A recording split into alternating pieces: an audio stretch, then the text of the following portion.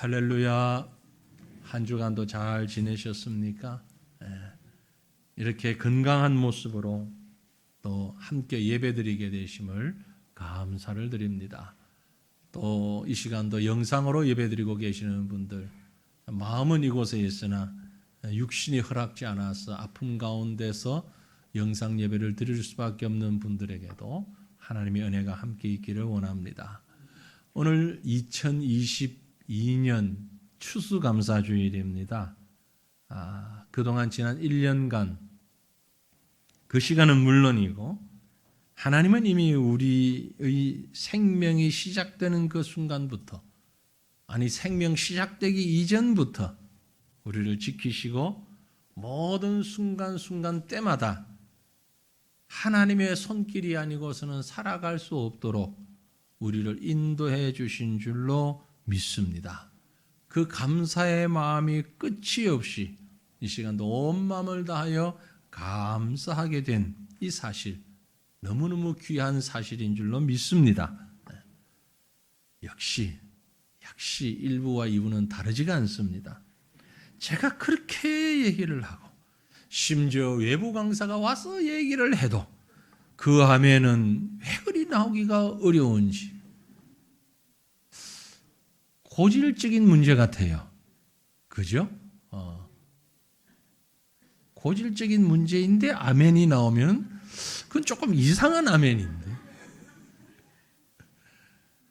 아무리 해도 지나치지 않은 것이 아멘이라고 그렇게 말씀을 드렸는데도 안 하는 것은 집에 가서 나중에 화장실에 앉아서 하시려고 아껴두시는 것 같은데, 그건 아끼지 않아도 됩니다.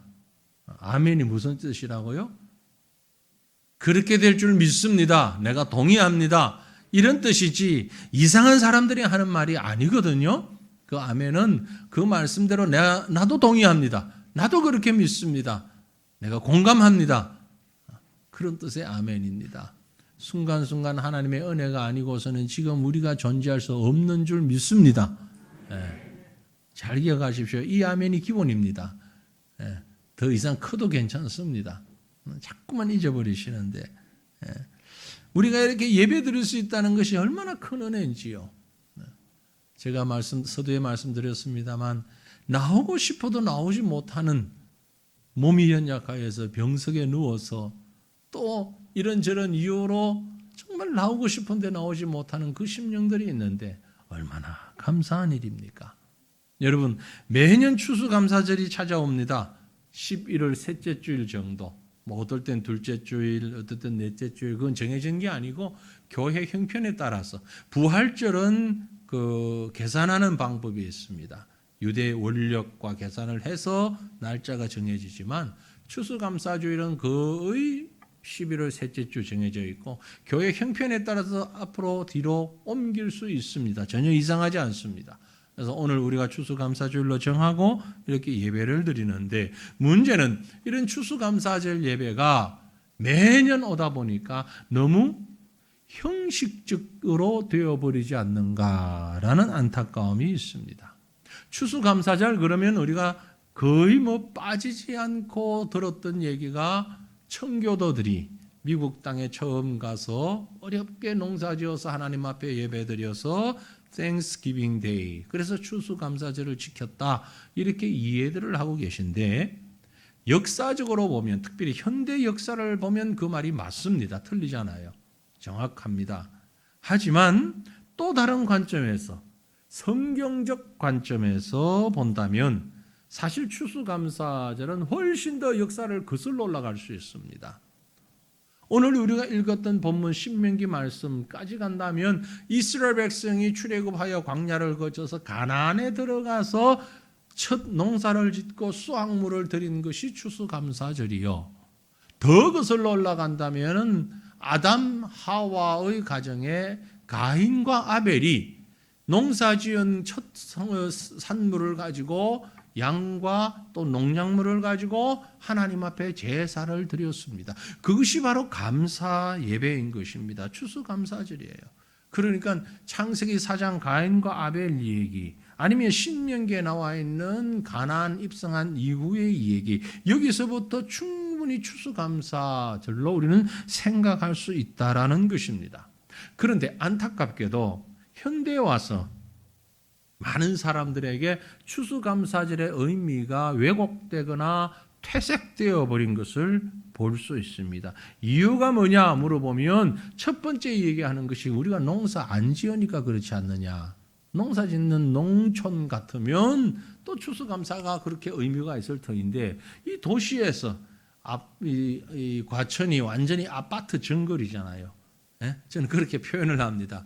결코 좋은 것만은 아닌데 어쩔 수 없이 아파트 정글에서 사는 우리로서는 농사도 짓지 않는데 무슨 추수감사절이냐 이런 생각을 가지고 있는 것 같아요. 그러나 그건 매우 잘못된 생각입니다. 왜곡된 생각입니다. 추수감사절은 농사 짓는 사람에게만 해당되는 것이 아닙니다. 성경을 잘 보세요. 하나님이 우리에게 베풀어 주신 은혜를 생각하면 감사하지 않을 것이 없습니다.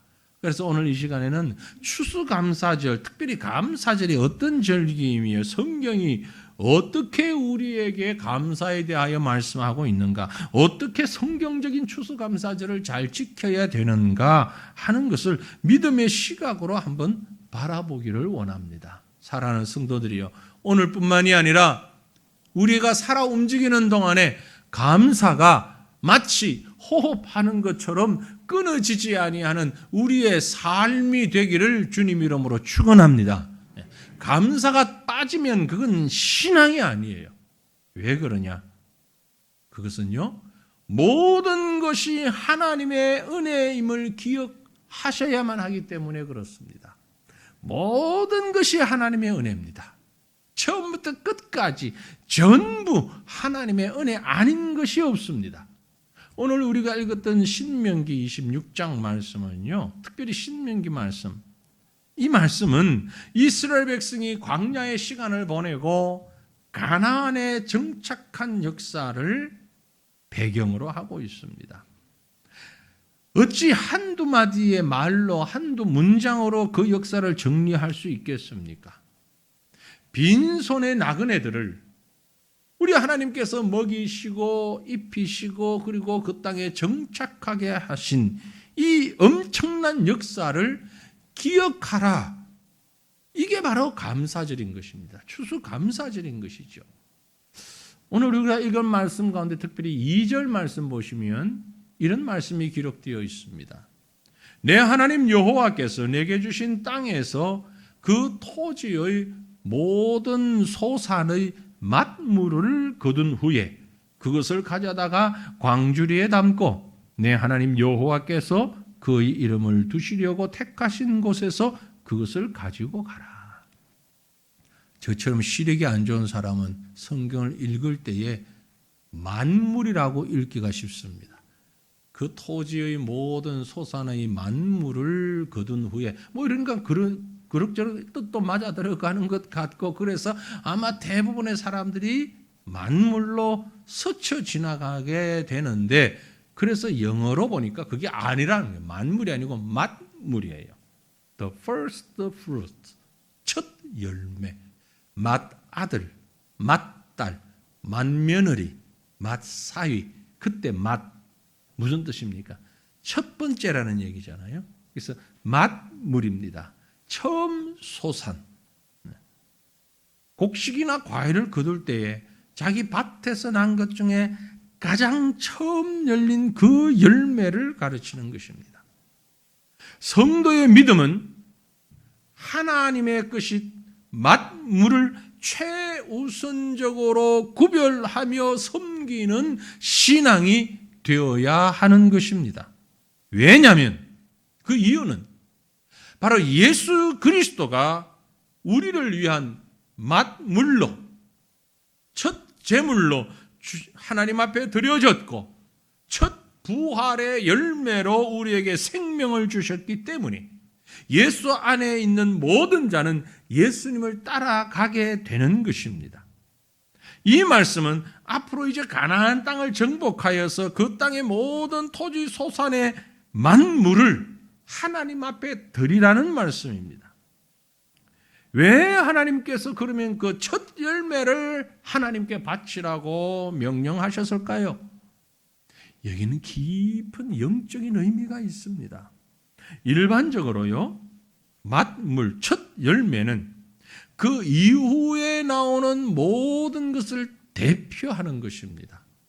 사과나무를 심었는데 4년, 5년 지나고 나니까 처음으로 열매가 하나 엽니다. 그러면 그 나무는 죽을 때까지 사과만 열 거예요. 처음에 사과가 열렸다가 둘째 해는 대추가 열리거나 그 다음에는 감이 열리거나 이런 세상이 되면 이건 제정신이 아닌 거예요. 정상적인 세상이 아니에요. 그런 일은 일어날 수 없습니다. 그죠? 처음이 감이 열리면 죽을 때까지 그 나무에서 감이 열리는 거예요. 맛 열매는, 첫 열매는 모든 것을 대표하고 있는 것입니다. 그 말은 그 밭에서 나는, 그 나무에서 나는 모든 것이 하나님의 것이라는 것입니다. 하나님의 것이므로 나무가 자라는 밭도 그 소유권이 하나님께 있다는 얘기예요. 결국 맛물을, 첫 열매를 하나님께 드린다는 얘기는 하나님을 만물의 소유자로 인정한다는 말입니다. 사랑하는 성도들이 이 믿음을 가질 수 있기를 바랍니다. 내가 가지고 있는 모든 것이 내 것이 아니에요. 하나님의 것이에요. 하나님의 백성은 밭의 소산의 첫 열매뿐만이 아니라 모든 것을 구별하여 하나님께 드림으로 하나님을 만물의 소유자로 그 소유권을 인정하고 고백하는 자, 그가 바로 성도인 것입니다. 여러분, 우리가 가진 것 가운데 하나님이 허락하지 않은 것 단 하나도 없습니다. 그죠? 단 하나도 없습니다. 얼마 전에, 몇 주 전에 제가 예언했잖아요. 분명한 예언입니다. 앞으로 50년만 지나면 지금 여러분 이름으로 되어 있는 아파트, 밭, 땅, 다 딴 사람 이름 되어 있을 것입니다. 안 믿어지시죠? 내가 그때까지 살아서 볼까요? 분명히 다른 사람, 딴 사람 이름 되어 있을 거예요. 왜요? 이 땅의 모든 것은 진짜 내 것이 없기 때문에 그렇습니다. 영원한 내 것은 없어요. 제가 과함 지르며 하는 얘기가 아닙니다. 안 믿어지신다면 하나님 말씀 보세요. 로마서 11장 36절에 기록하기를 만물이 주에게서 나오고 주로 말미암고 주로 돌아감이라. 여기서 아멘 안 하면 여러분은 욕심꾸러기, 안 믿는 사람, 내 건데, 그거 내 건데, 내 이름으로 되어 있는데, 그 사람만 빼고 정신 차리고 아멘 하십시오. 만물이 주에게서 나오고 주로 말미암고 주로 돌아갑니다. 이거 아멘 안 하면 이건 하나님한테 대적하는 거예요. 그렇잖아요. 나는 51년 살 텐데, 그래서 아멘 안 하신 분 계신지 모르겠는데, 모든 것의 시작은 하나님이에요. 그리고 지금 현재도 하나님이에요. 소유주는 앞으로도 하나님의 것이에요. 그러므로 그에게 영광이 세세에 있을 것을 믿습니다. 만물이, 모든 것이 하나님으로부터 나왔고, 그래서 하나님 소유물이에요. 그런데 하나님이 뭘 받겠다고? 그런데 하나님 그렇게 우리가 뭘 드려야 됩니까? 다 하나님 건데. 그렇기 때문에 하나님께 드려야 되는 거예요. 그렇기 때문에 사도행전 17장 25절에 기록했습니다. 또 무엇이 부족한 것처럼 사람의 손으로 섬김을 받으시는 것이 아니니 이는 만민에게 생명과 호흡과 만물을 친히 주시는 이심이니라. 만물이 하나님의 것이기 때문에 만물을 들여서 만물의 소유권자가 하나님이심을 고백하는 것, 너무나 당연한 일입니다. 만일 우리가 하나님께 모든 것을 받고도 마치 아무것도 안 받은 것처럼 다 내 것인 것처럼 하나님의 게 아닌 것처럼 생각하고 말하고 행동한다면 지극히 교만한 자요. 은혜도 모르는 그야말로 배은 망득한 사람이죠. 그러므로 성도는 우리가 지닌 모든 것의 만물, 첫 열매를 구별하기 위해 힘써야 합니다. 가장 기본적인 맛물, 드려야 되는 첫 물질, 첫 열매 무엇입니까? 제가 생각할 때는요, 한 주간이 시작하는 주일이에요. 한 주간을 시작하는 주일을 하나님께 드리는 건 당연한 것입니다. 주일을 하나님께 드리는 것은 내게 주어진 모든 시간이 하나님의 소유이고 하나님이 내게 맡겨주신 것이라는 신앙 고백입니다. 예수를 믿으면서 하나님을 믿으면서 주일을 하나님께 드리지 않는 자는 거짓말쟁이에요. 하루가 하나님의 것이라고 생각된다면 새벽 첫 시간을 하나님께 드리는 겁니다. 건강상 새벽 첫 시간이 아니어도 아침에 시작하는 첫 시간을 하나님께 드리는 거죠. 그게 하나님의 시간을 내가 사용하고 있다는 고백인 것입니다. 소득의 11조를 하나님 앞에 드리는 이유가 바로 그것입니다. 내가 땀 흘려 수고하며 소득을 얻을 수 있도록 하나님이 은혜를 주셔서 이 소득을 주셨는데 이 모든 것은 하나님의 것입니다. 그러나 나는 그 중에 10분의 1은 먼저 하나님께 올려드리겠습니다. 이 고백이에요. 뭐 돈이 얼마나 되고 신앙이 얼마나 되고 교회가 그건요 믿음 없는 사람들의 얘기예요. 믿음으로 드리는 것이에요. 이것 하나님의 것입니다. 구별하는 것이에요. 추수감사절은 말 그대로 한 해 농사를 거두면서 한 해 동안 베풀어 주신 은혜를 다시 한번 기억하는 절기입니다. 우리에게 지난 한 해 동안 더 깊게는 우리 생을 여기까지 인도하신 하나님의 손길을 기억하며 감사하라는 것입니다.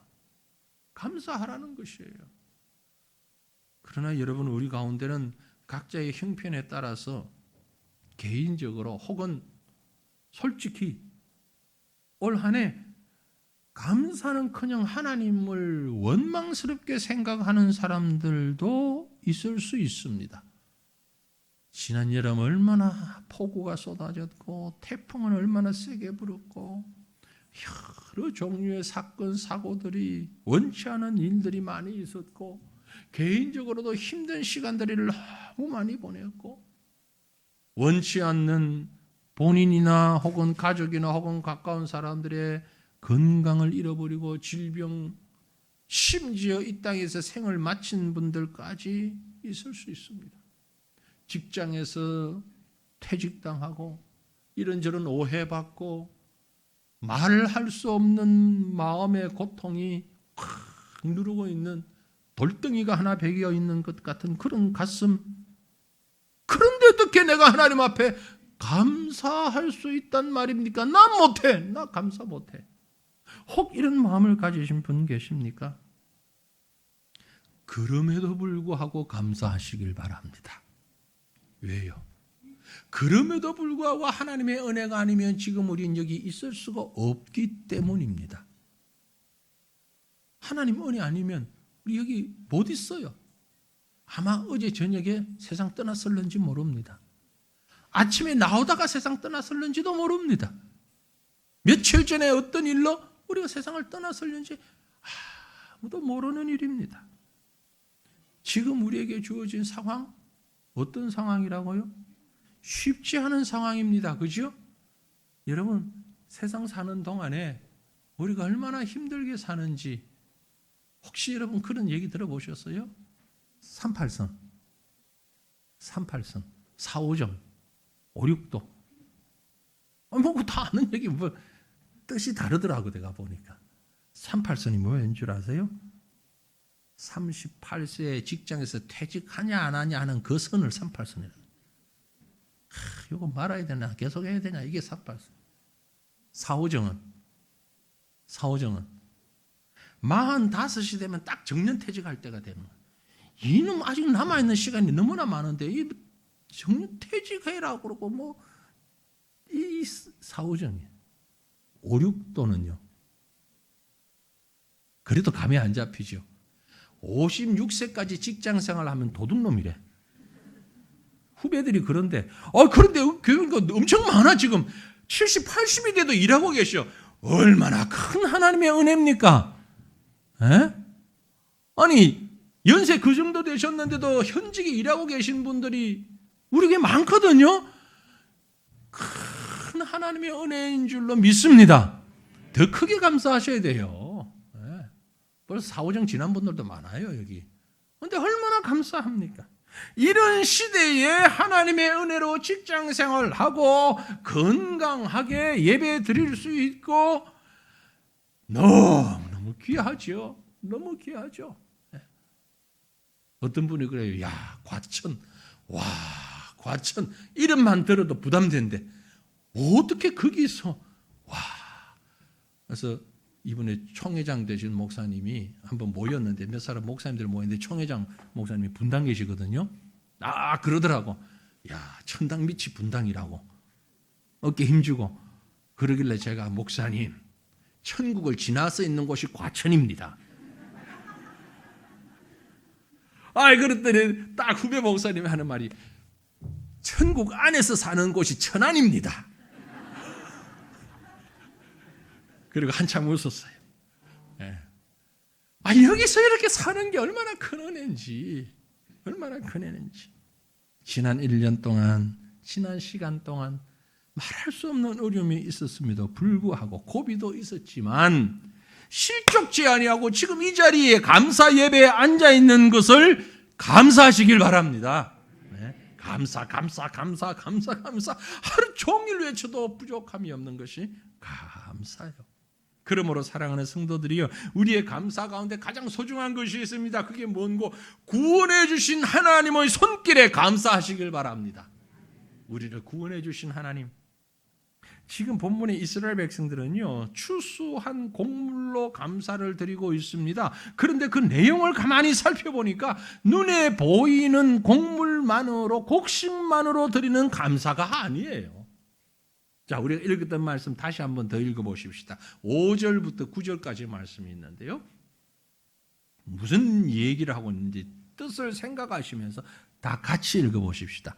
너는 또 내 하나님 여호와 앞에 아뢰기를 내 조상은 방랑하는 아람 사람으로서 애굽에 내려가 거기에서 소수로 거류하였더니 거기에서 크고 강하고 번성한 민족이 되었는데 애굽 사람이 우리를 학대하며 우리를 괴롭히며 우리에게 중노동을 시키므로 우리가 우리 조상의 하나님 여호와께 부르짖었더니 여호와께서 우리의 음성을 들으시고 우리의 고통과 신고와 압제를 보시고 여호와께서 강한 손과 편팔과 큰 위엄과 이적과 기사로 우리를 애굽에서 인도하여 내시고 이곳으로 인도하사 이 땅 곧 젖과 꿀이 흐르는 땅을 주셨나이다. 아멘.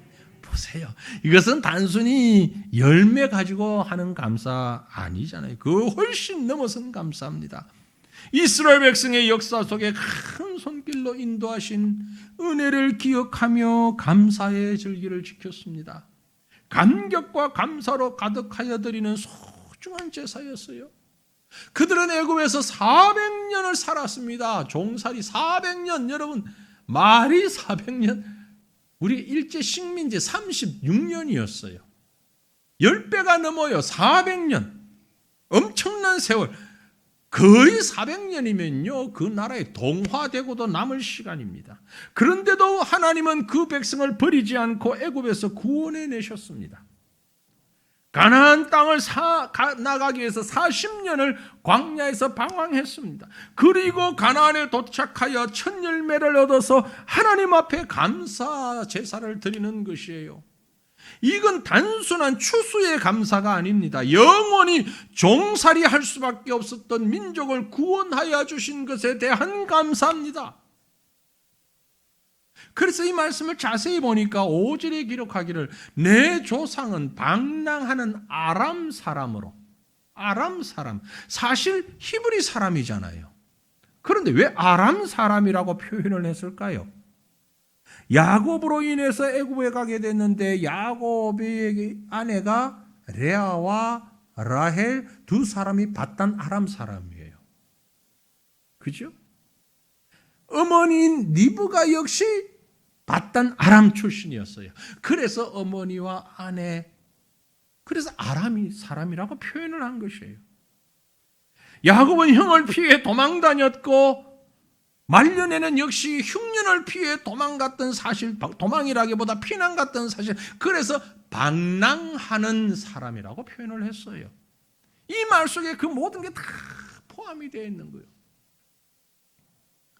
심지어 고대 이집트인들은요, 이 히브리인이 처음에 갈 때는 60명 조금 넘었는데 400년이 지나가면서 남자만 60만 명, 60만 명, 여인과 아이들 합하면 거의 200만 명에 해당될 만큼, 그래서 위협감을 느끼고 히브리 사람들은 남자아이를 낳으면 강에 다 빠뜨려 죽여라 하는 엄청난 명령을 내릴 만큼 이스라엘 백성이 받았던 심적, 육적 고통과 박해는 어마어마했습니다.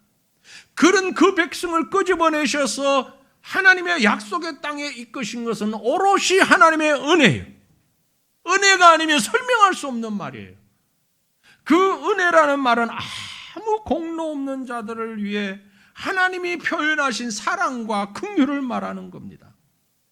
받을 자격이 없음에도 불구하고 하나님의 특별하신 은혜로 구원함을 받은 그 백성. 치욕적인 역사들이 얼마나 많이 있었습니까? 그러나 그 가운데서도 전지전능하신 하나님은 결코 잊지 아니하시고 그 백성을 지금 가나안에 정착시켜 주셨습니다. 신약 시대로 들어와서 이 사실을 조금 업그레이드된 버전으로 표현해 본다면, 우리는 땅의 축복, 하늘의 축복을 다 받았어요. 영원히 죽을 수밖에 없는 멸망의 자식이요 사탄의 자식이요 죄악이 가득한 자였음에도 불구하고 우리의 공로, 우리의 어떤 의지 아무 상관없이 주님께서 예수 그리스도를 이 땅에 보내셔서 오직 그를 믿음으로 십자가에서 내 죄를 대속하셔서 하나님의 백성 되게 하셨습니다. 하나님의 자녀가 되게 하셨어요. 이건 엄청난 일입니다. 그래서 눈만 뜨면 하나님 앞에 감사할 수밖에 없는 거예요. 데살로니가전서 5장 16절로 18절 말씀 우리가 너무너무 잘 아는 말씀이에요. 항상 기뻐하라.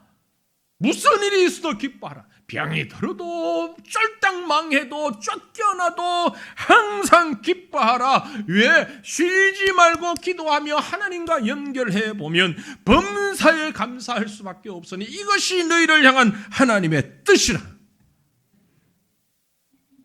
기쁨과 기도와 감사가 우리를 향하신 하나님의 뜻임을 믿으십니까? 네. 이걸 믿는 사람은요, 고백할 수밖에 없습니다. 한번 저를 따라서 해보시길 바랍니다. 내가 예수 믿다니 신기하고 놀랍다. 동의하십니까? 당연하지. 나가 예수 안 믿으면 누가 예수 믿어? 이런 사람이 혹 있으면 빨리 회개하십시오. 0.1초 안에. 우리 가운데 하나님의 백성 될 만한 사람 없어요. 동의하는 분만 고백합시다. 내가 예수 믿다니 신기하고 놀랍다. 예전에 저를 가르쳤던 한번 목사님, 연세 많으신 돌아가신 목사님인데 그분의 표현이 늘 하나님의 은혜 신묘막측하신 하나님, 신묘막측하신 하나님. 그 하나님의 은혜에 공감하면서 우리 잠깐 찬송 한 장 부르고 말씀 계속하겠습니다. 여러분 각자의 형편을 제가 잘 몰라요. 다 몰라요. 그러나 감사하시길 바랍니다. 이렇게 감사하십시다.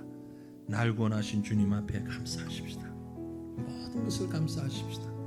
가사를 생각하시면서 우리 고백하며 찬양하십시다.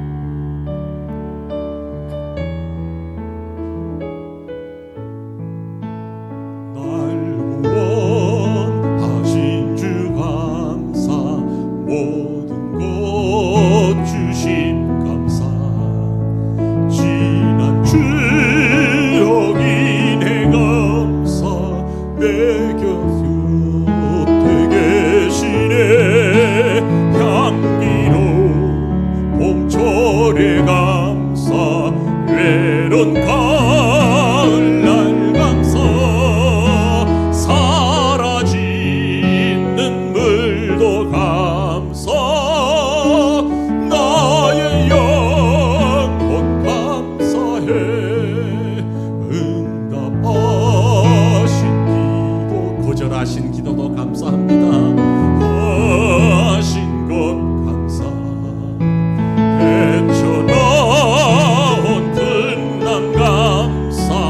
모든 것 채우시네. 아픔과 기쁨도 감사, 절망증 위로 감사, 측량 못할 은혜 감사, 크신 사랑 감사해. 장미꽃 감사, 장미꽃 가시 감사, 따스한 사랑의 가정 일용할 양식, 기쁨과 슬픔도 감사합니다. 슬픔도 감사, 하늘 평안을 감사, 내일의 희망을 감사, 영원 길가의 장미꽃 감사. 다시 한번요. 길가의 장미꽃 가시도 감사합니다. 찌르지만 감사해요. 따스한 사랑의 가정 일용할 양식 감사, 기쁨과 슬픔도 감사, 하늘 평안을 감사, 내일의 희망을 감사, 영원토록 감사. 지금뿐만이 아니고 내일도, 내일의 희망을 감사, 영원토록 감사해. 아멘. 감사, 감사, 감사. 하루 종일 감사만 찬양해도 지나치지 않을 것 같은 감사. 그런데 여러분, 우리의 이 감사, 그럼 어떻게 올려드려야 할까요? 감사의 마음이 너무나 큰데 어떻게 올려드리는 게 맞을까요? 정말 쉽지 않은 게요, 가슴의 생각과 마음의 의지를, 상황을 몸으로 말로 표현하는 게 때로는 너무나 어렵잖아요. 감사를 어떻게 표현할 수 있을까요? 그건 한마디로 나눔입니다. 나눔. 기쁨이 있으면 나눔이죠. 감사하는 사람은 나눌 수 있어요. 어떻게 나눕니까? 먼저 하나님께 나누십시다. 하나님께 나누어 드리십시다. 하나님께 믿음으로 감사드리시길 바랍니다. 하나님 앞에 드리는 것이 감사예요. 기쁨으로 드리는 것이 감사예요. 이것이 믿음이에요. 여러분, 가인과 아벨의 제사를 제가 말씀드렸습니다. 최초의 제사로 성경에 기록되어 있는데 왜 하나님이 가인의 제사는 안 받고 아벨의 제사는 받으실까? 왜 하나님이 편애하셨을까? 이유가 뭔지 아십니까? 히브리서 11장 4절에 분명히 기록하기를 믿음으로 아벨은 가인보다 더 나은 제사를 하나님께 드림으로 하나님이 받으셨어요. 그 예물에 대하여 정언하셨고 그가 죽었으나 그 믿음으로서 지금도 말씀하신다 얘기했어요. 믿음으로 드리는 제사를 하나님이 받으시는 줄로 믿습니다. 믿음으로 드리는 제사는 하나님께 나누어 드리는 것입니다. 아니 내가 많고 하나님이 적었어가 아니라 모든 것이 하나님의 것이지만 그것을 내가 믿고 고백하며 하나님께 드리는 이것이 바로 감사예요. 얼마나 많은 성도들이 하나님 앞에 받기 위해서만 안절부절 관심을 가지죠. 하나님 이것도 주십시오, 저것도 주십시오, 이것도 주십시오, 또 주십시오, 또 주십시오, 나도 주시고 내 아들도 주시고 우리 자손 만대 후대까지 복에 복을 넘치게 쌓을 곳이 없도록 부어 주십시오. 나는 하나님께 뭘 드렸는데요?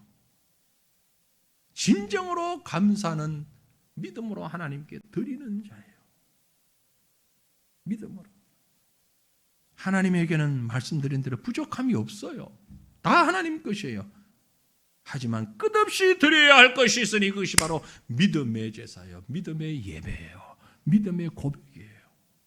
뿐만이 아니고 두 번째는 즐거움으로 이웃과 나누십시다. 하나님과 나눌 뿐만이 아니라 이웃과 나눴으면 좋겠어요. 그래서 추수감사절은 잔치하는 날이에요. 오늘도 우리 교회에서 보니까 떡을 준비하셨어요. 떡을 준비하셔가지고 같이 교회에서 여러분에게 드리는 떡 기쁨으로 나누시고, 여러분도 떡을 좀 해서 동네 사람에게 나눠주면 좋겠어요. 웬 떡입니까? 오늘 추수감사절이어서 드리는 떡입니다. 근데 그 말 하고 보니까 이단으로 오해받을 수 있을 것도 같아서 참 세상 살기 어렵다. 사랑을 표현하는 것도 어렵다. 그래서 도와드리잖아요. 어떻게 이렇게 우리가 오해받지 않도록 쌀을 다 준비해서, 이 쌀을 우리가 농사지은 건 물론 아니지만, 그죠? 마음을 담아서, 또 뭐 시골에서 방아찌어서 온 쌀도 있고, 해마다 우리가 추수감사절에 이 쌀을 모으는 것은 어제까지 보니까 거의 쌀 현물로 들어온 것이 거의 1톤 가까이 지금 되더라고요. 1000kg 가까이 육박, 채 넘지는 않았어요 아직. 그러나 오늘 지나면 넘을 줄로 제가 확신합니다. 이 쌀들이 말씀드린 대로 지금 쌀이 아닌 헌금으로, 지목 헌금으로 하시는 분들, 그건 아예 우리 교회 재정에 들어가지도 않아요. 따로 재정부에서 지금 보관하겠다가 바로 우리 사역자에게 보내서 만듭니다. 그 돈이 20명의 은퇴 목사님들에게 쌀로 배달이 됩니다. 작은 농촌교회나 개척교회, 제가 어제 그 명단을 봤어요. 대부분이 정말 힘든 분들, 너무너무 어렵게 사신 분들. 그 중에 한 분은 제가 잘 아는데 80이 넘어서까지 농촌교회를 목회하고 계셨어요. 왜? 들어올 사람이 없어, 그 농촌에 젊은 목사님들이. 그래서 은퇴했음에도 불구하고 목회를 하고 계시는데 아무도 없어. 사람 몇몇 안 돼. 그러니 식생활 자체가 힘이 드는 거예요. 이런 분들을 우리가 20분 총회에서 명단을 받아가지고, 우리가 작성하지 않고 총회 언급부라고 있습니다. 거기서 명단을 받아가지고 그분들에게 적지만 쌀 20kg씩 보내드립니다. 얼마나 기다리시는지 몰라요. 그 20분에게 보내드리고, 또 우리 선교사님들이 지금 이런저런 이유로 잠시 귀국해서 선교관에 있는 사람들에게 또 한 포씩 드리고, 그 외에 나머지 대부분은 동대문에 있는, 여러분 동대문 큰 길에서 보는 화려함만 보셨죠? 바로 길 뒤에 쪽방촌에 들어가 보시면은요, 사람이 다니기도 어려울 만큼, 한 사람 눕기도 어려울 만큼 조그마한 방들이 마약에 중독되고 거기에 알코올에 중독되고 노숙하고 하는 분들이 모여있는 쪽방촌이 있어요. 그곳에 사역하는 등대교회, 우리가 늘 1년 내내 기도하면서 또 협력하고 있습니다만, 특별히 추수감사절에는 이 쌀들을 그 교회에 보내서 쪽방촌 주민들에게 전도하기 위해서 사용이 되어집니다. 이것이 감사의 표현이에요. 표현이에요. 우리가 잘 먹고 잘 살아서 내가 풍성해서가 아니라 하나님이 내게 베풀어 주신 것이 너무 귀해서 조금이라도 나누고 싶은 거예요. 조금이라도. 그래서 늘 그렇습니다만 꼭 보니까 마음은 있는데 생각은 했는데 나가면서 잊어버려가지고 깜빡했습니다라는 사람이 있어서 그분들을 위해서 일주일 더 연장합니다. 한 주간만 더. 그래서 다음 주 지나고 와서 가져가라 그러려고 그래요. 그러니까 깜빡했다. 나는 돌아서면 잊어버려. 그런 분은 돌아서지 말고 뒷걸음질로 나가셔가지고 여기에 쌀을 함께 하시고 그 사랑과 감사와 기쁨을 나누십시다. 어떻게 하든지 나누는 거예요. 마지막으로 감사의 표현은요, 은혜를 간증하며 찬양하며 감사하는 그것입니다. 그래서 오늘 오후에 우리가 찬양제라고 했는데, 뭐 우리가 잘나가지고 잘해서 뭘 하겠다는 게 아니에요. 나의 기쁨을 노래하자는 거예요. 나의 기쁨을 표현하자는 거예요. 어떻게? 너무 감사하니까. 그래서 오늘 오후에 안 나오시는 분들은 감사 안 하는 분으로 제가 이해하겠습니다. 감사가 없는 사람은 오후에 안 나오셔도 돼. 그러나 감사가 넘치는 분들은 넘치면 넘칠수록 일찍 나오고 더 열심히 하실 것 같아. 이 감사를 표현을 해야 되니까. 얼마나 감사합니까? 그래서 노래하며 찬양하며 하나님을 높이고 서로 위로하고 격려하고, 말씀드린 대로 우리 가운데는 정말 어려운 가운데 있는 분이 있거든요. 힘든 분들이 계셔요. 정말 힘든 분들이 성도들 가운데도 드러내지 않아서 그렇지 어렵고 힘든 분들 계십니다. 그분들을 같이 위로하고 격려하고 감사하고 또 내가 지나온 그 터널들을 간증할 수 있는 분들은 간증도 하시면 좋겠어요. 너무 긴 시간 다른 사람들 인상 찌푸리게 막 길게 혼자 말하지 말고 아주 짧게라도 내가 이렇게 해서 감사합니다. 이것이 하나님의 찬양의 제목입니다. 이것이 바로 감사의 표현이에요.